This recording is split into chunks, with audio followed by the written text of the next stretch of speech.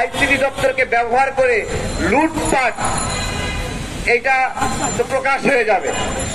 এবং ওইটাই কিন্তু আসিফ মাহমুদ বলছিল যে তারা একটু গোছাচ্ছিল হাজার হাজার কোটি টাকা লুটপাট কিভাবে হয়েছিল সেইটা, এবং পুরোটা পুড়ে ছাই হয়ে গেছে, পুরোটা পুড়ে ছাই হয়ে গেছে।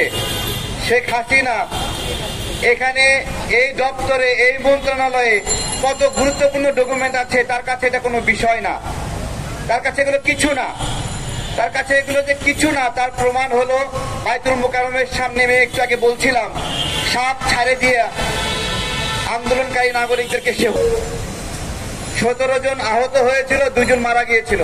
সেই ঘটনায় আওয়ামী লীগ নেতারা গ্রেপ্তারও হয়েছিল। ঢাকা বিশ্ববিদ্যালয়ে ছাত্রদের মাঝে বোমা বিস্ফোরণ করেছিল। বাংলাদেশের রাজনীতিতে প্রথম বোমাবাজি শুরু করে শেখ হাসিনা ঢাকা বিশ্ববিদ্যালয়ে বোমা মারার মাধ্যমে। সুতরাং এই বিষয়গুলো আমাদেরকে বুঝতে হবে যে কেন এখানে আগুন লাগাটা স্বাভাবিক, এতদিন দেরি হয়েছে এইটাই অস্বাভাবিক, এইটাই অস্বাভাবিক। আমরা আজকে বলছি এই যে ধরেন আমাদের সীমান্ত দিয়ে মাদক ঢোকে, তাই না? সীমান্তে যারা আছে তারা তো মাদকটা আটকালেই মাদক বন্ধ হয়ে যায়, তাই না? বন্ধ হয়ে যায় না? কিন্তু সেটা না আটকায়ে সারা দেশে চোর পুলিশ খেলে মাদক ব্যবসায়ীদের সঙ্গে, তাই না? ঠিক একইভাবে শেখ হাসিনা যখন গণ অভ্যুত্থানের সময় এখানে পালাচ্ছিল তাকে ধরলেই তো খেলা শেষ, তাই না? কিন্তু খেলা শেষ করা হয় নাই। খেলা শেষ না কইরা তাকে পালায় দিয়া এই যে দেশের বিরুদ্ধে লাগাতার ভাবে ষড়যন্ত্র অব্যাহত আছে তাকে ছাইরা দিয়া এখন আমরা চোর পুলিশ খেলতেছি। এই চোর পুলিশ খেলার জন্য দায়ী কে? সেনাবাহিনীর প্রধানের নাম নিলে খুব বেশি অন্যায় হবে নাকি? হ্যাঁ, ওনার কোনো ডিসিশন ছিল না এখানে যেটা দেবেন উনি। মায়া দেখাইছে শেখ পরিবারের সদস্য, শেখ পরিবারের সদস্য কিছু করা যাবে না, তাই তো?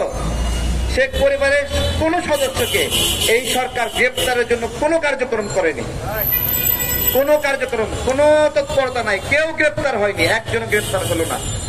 কেন? ওইদিকে গ্রেপ্তার করবেন না আর এদিকে তাহলে দায়টা আপনারা নেবেন না কেন? এর প্রতিমন্ত্রী একটা কোনো বক্তব্য দেয়নি, স্বরাষ্ট্র উপদেষ্টা কোনো বক্তব্য দেয়নি। কেন বক্তব্য দিলেন না? কেন বক্তব্য দিলেন না? কেন তদন্ত হলো না? গণমাধ্যমের ভাইরাও নিউজ করেননি, কেন নিউজ করেননি? কেন? এটা কি ঘটনা নয়? নিউজ করলো না, এটা কোনো কথা? এই ছেলেটা আমার পাশাপাশি ইস্ট ওয়েস্ট ইউনিভার্সিটির সামনে আন্দোলন করেছিল।